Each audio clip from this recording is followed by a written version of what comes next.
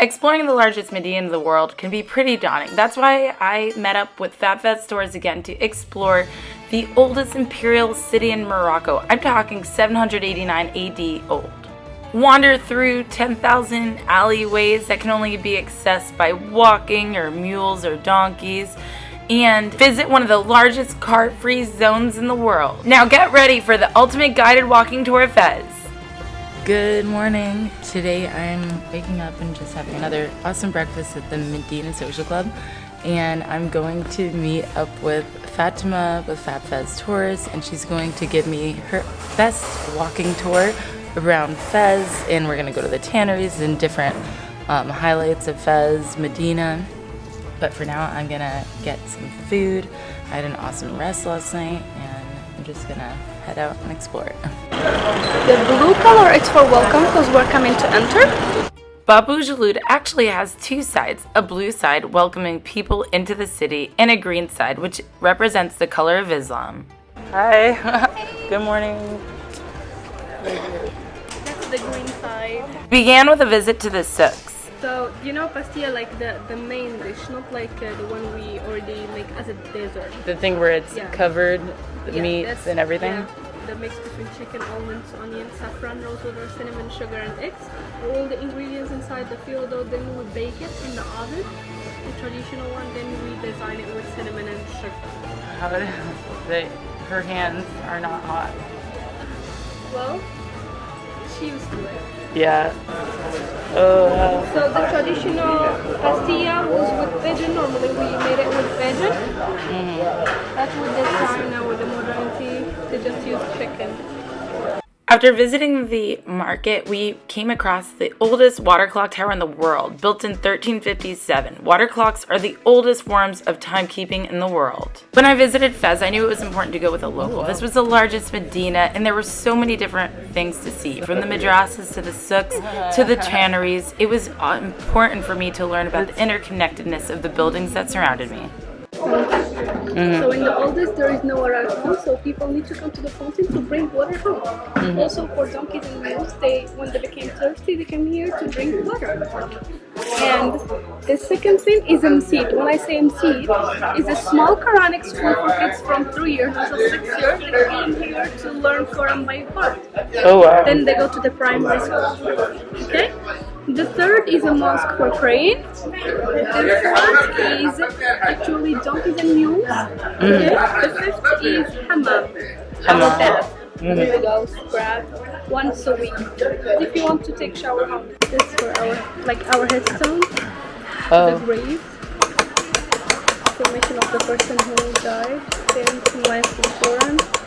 Carving by hand. One from the interested works in Medina and in Morocco in general. So is he doing this for somebody right now? Yes, of course. In the Medina of Fez, we have more than 9,400 streets and alleyways. And when I say an alleyway, it's from where you can go in, but you cannot go out. And the street, it's the opposite. Like you can go in and out, go out. Yeah. Yes. Alleyway, there's no no exit. In the Medina of Fez, we have two kinds of houses, dar and riyad. When I say dar, D-E-R, means a normal house with the fountain on the middle or on the wall. The house is without roof, open to the sky, rooms around. That's a normal dar house. Okay? When I say riyad, R-I-E-D, is more bigger, and you can find 3 or 4 fountains, and in the same time you can find like 3 or 4 sections. But the difference is in the garden. You find the garden inside or outside. So when we say Riyadh, it's like Riyadh min Riyadh al-Jannah. It's like a part from the heaven or paradise. So in the same time, we say it's like peaceful with birds, garden. That's why we call it Riyadh. Okay? So in Arabic, it's like a part from the heaven, like in the Quran. Okay? And the majority of the houses in the Medina now, they call it they just write Riyadh, even it's a dar, but because it's like a typical name. That's why. The woman when we say a window woman, so in the oldest, the woman cannot see in by a man. So she needs a window like this to see who's knocking on the door. No one can see her, but she can see everyone. Oh. All right. So if someone knocked the door, she's gonna take a look. If he's a man, not from the family, she will send her kid's father, brother, or husband. So when the oldest man meets a man, but in like now with the modernity, it's fine. If museums are your thing, then the Nazarene Museum of Wood Arts and Crafts is definitely a place you must stop. Carpenters, you can see the name in there. Working wooden, one from the famous oldest fountains in the Medina. That's Muslim. I was a caravan. So now we're in the souk for clothing. Yeah. What is it called again? BERRADA.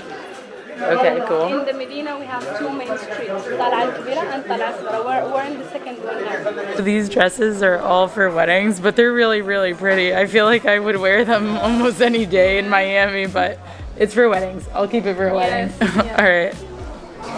So normally for a Moroccan wedding we have more than 3 days or 5 days, depends which area in Morocco you are from. So for example, the first day it's for hammam, the bride go to the hammam, like argan oil, henna and all this stuff. Second day it's like a small party for the bride with her family, and she made the henna. When I say henna means tattoo. And like a small party for the groom with his family. It's the third day. The fourth day it's the biggest ceremony.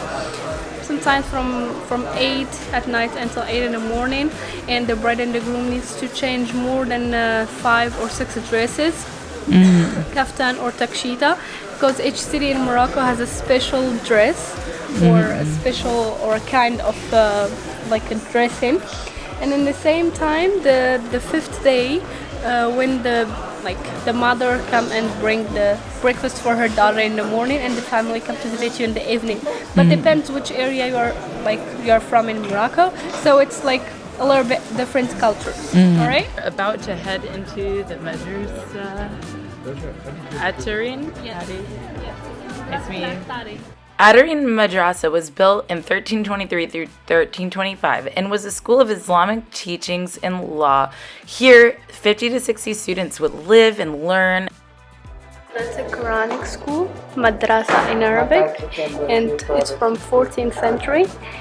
And the design is actually the Moorish architecture. When I say Moorish architecture, is a mix between Moroccan and Andalusian. So it's a green roof, cedar wood, plaster, mosaic, and marble. All right, you can see the marble in there. And all the wood in the Medina is from cedar. So people here normally were studying Quran. They need to like stay here for 1 year or 2, depends, until you finish the whole Quran. Then you go back to your place. Alright. So the rooms in there, more than like 20 rooms, where they were staying, like sleeping and all this stuff. So they were living here and studying the same place.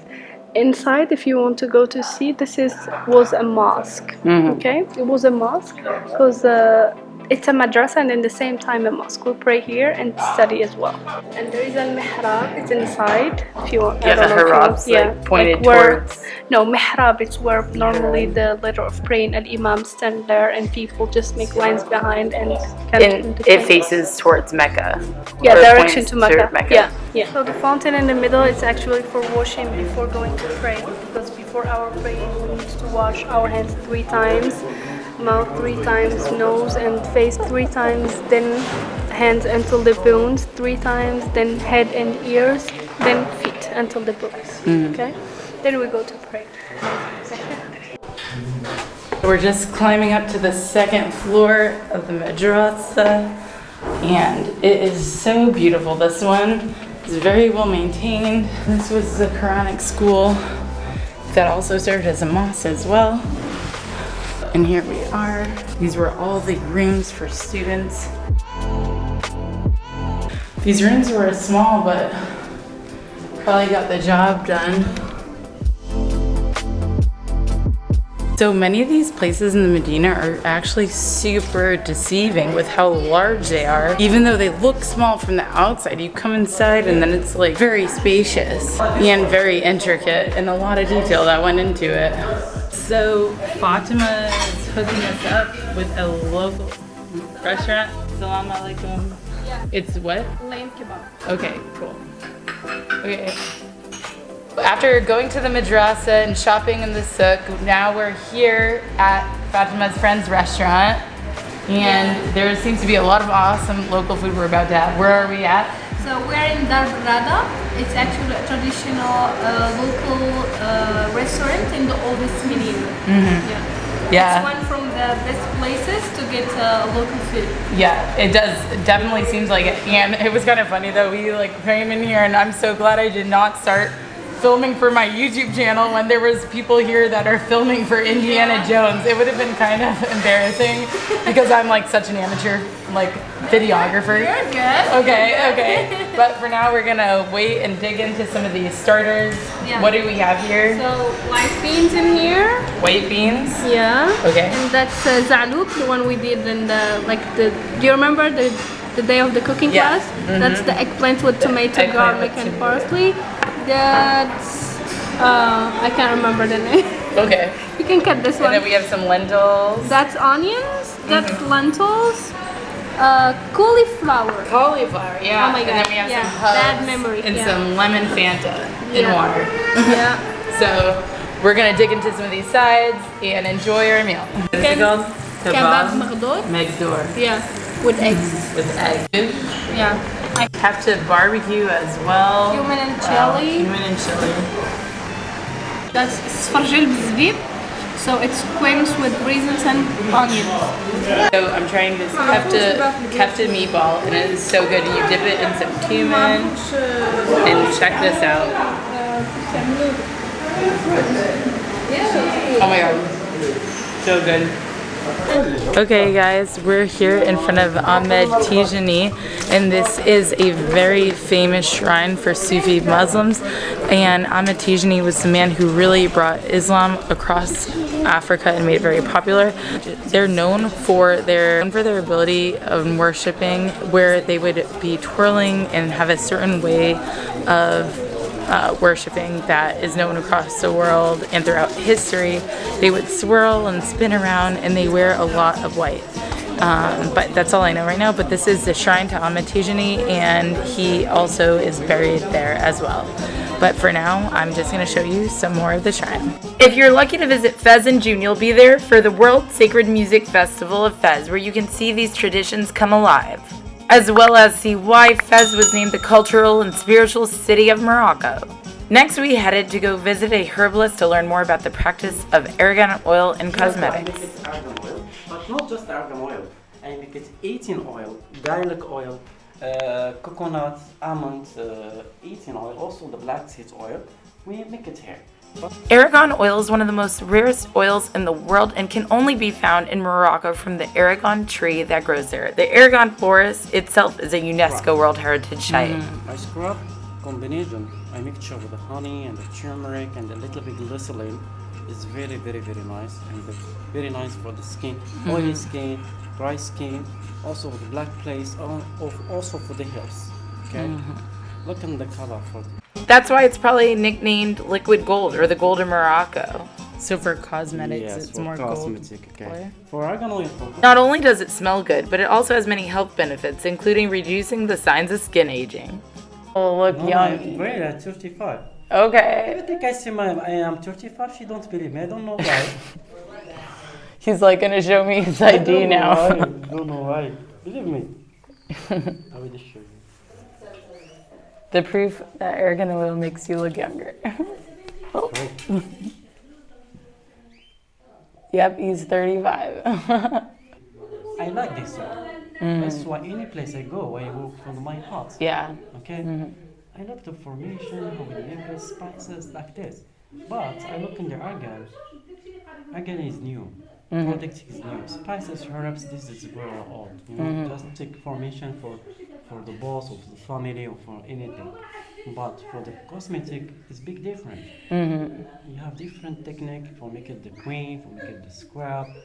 I had such an amazing time learning all about the different products and how they were made, as well as the spices, and I even got to take some home with me.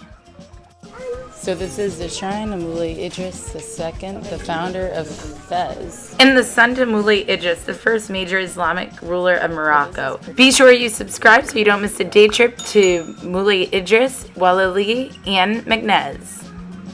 So what you do here is material for jalaba.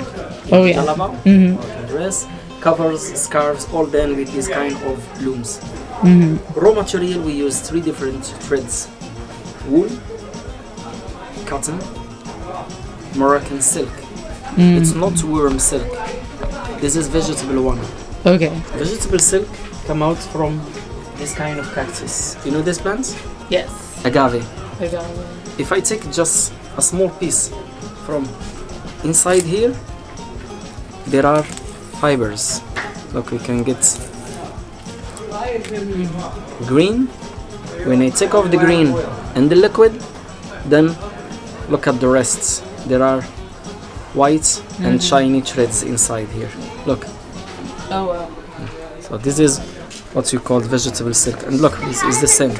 So, When I shoot a flying shuttle, it goes from right to left. It's there now. Then left, right. You can see from this side is better if you want to clean. So on each move there is one thread extra, one thread more.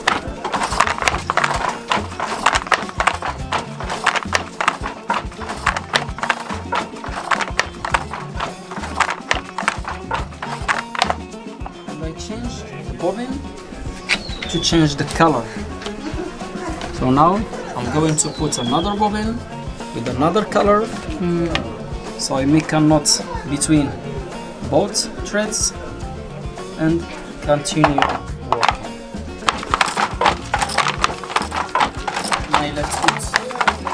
And this is the smallest or the narrowest loom. Normally I'm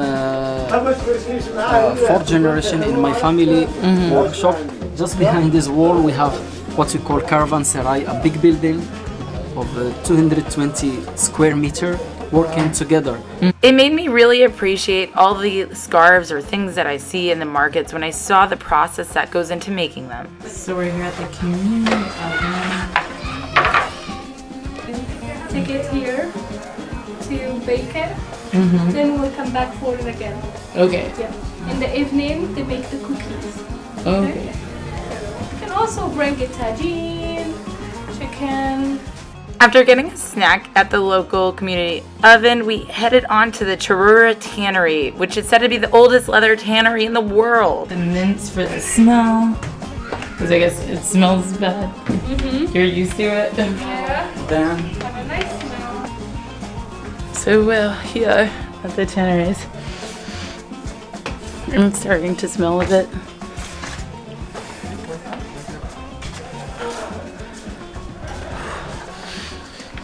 Oh gosh.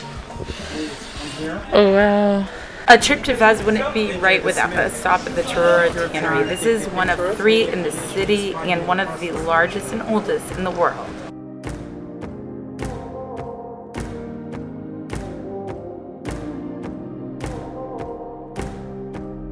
For everything, 1,000 times welcome.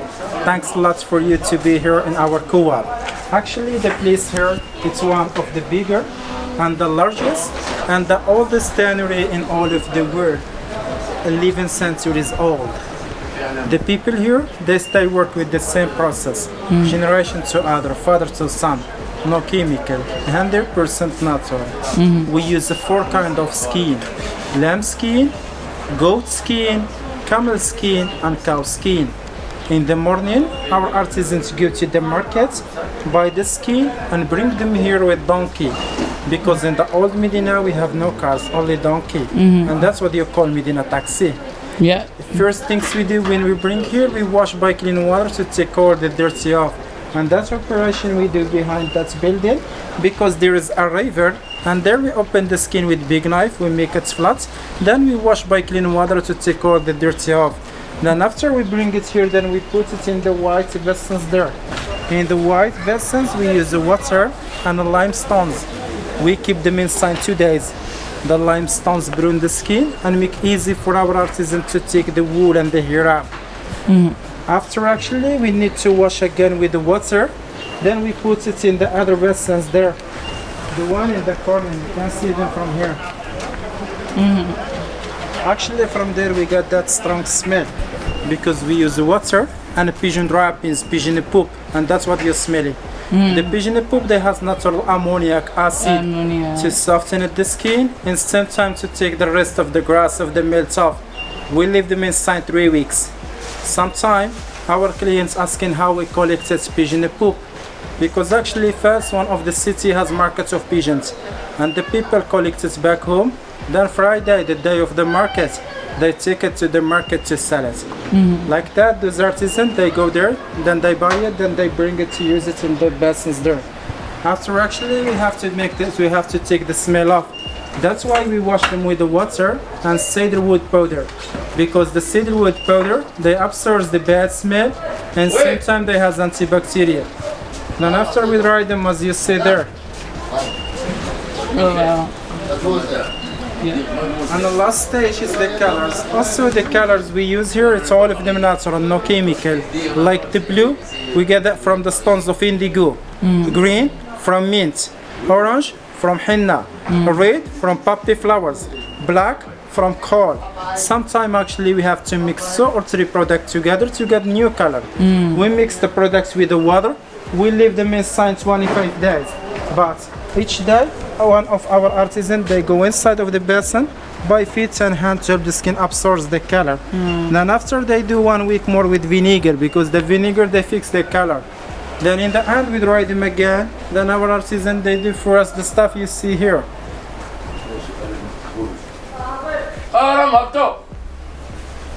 After checking out the leather goods, we headed to the loudest place of all of Fez. This is the university library behind us, and we are here in the class, how do I say it? SFFARINE. And it's where they make all the copper. It's pretty cool. I mean, usually it's very loud, but I think it's still loud, so I can definitely believe that this place is probably built. Finally, we headed to the smallest street of Fez and the oldest university in the world. Going down the narrowest alleyway. Yeah. No, it's a street. It's a street. We 50 can go up centimeters. from the other side, Yeah. Wow. 50 centimeters.